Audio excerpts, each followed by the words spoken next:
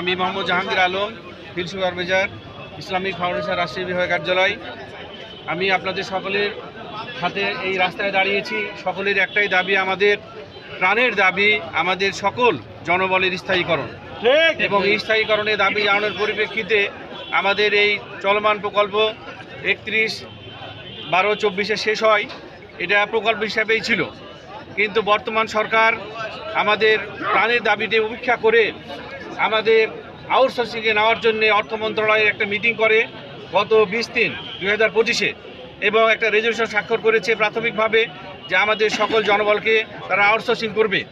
এই রমজান মাসের এই আমাদের পবিত্র মাসে এত বড় দুঃসংবাদ আমাদের জন্য যে আমাদেরকে রাস্তায় নামতে হলো এবং এই জনগণকে সাথে নিয়ে আমাদের জোর দাবি এবং এক দাবি, আমাদের সকল জনবলকে রাজস্বকরণ এবং স্থায়ীকরণ করতে হবে এবং সকলের বেতন ভাতা ন্যায্য দিতে হবে।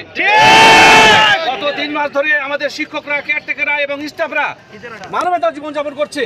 ঈদের আগে তারা অনেক অপেক্ষায় ছিল যে তারা সম্মানী পাবে, কিন্তু সম্মানিত উপস্থিতি তাদের আশায় জলাঞ্জলি দিয়ে তাদের মনের কষ্টকে আরও বাড়াই দিয়ে আউটসোর্সিং করে এটা দীর্ঘমেয়াদী একটা ঝামেলার মধ্যে আমাদেরকে ফেলে দিয়ে রাস্তায় নামাই দিয়েছে।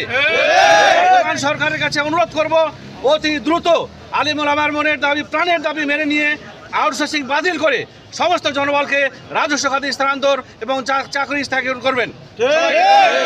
আমার একটা প্রশ্ন, এই যে 3 মাস আগে প্রকল্প শেষ হলো, তারপরে কি পাঠদান বন্ধ আছে? আমরা 1/1/25 থেকে আমাদের সমস্ত কার্যক্রম চলমান রেখেছি বিনা বেতনে এবং এখন পর্যন্ত কার্যক্রম চলমান রয়েছে।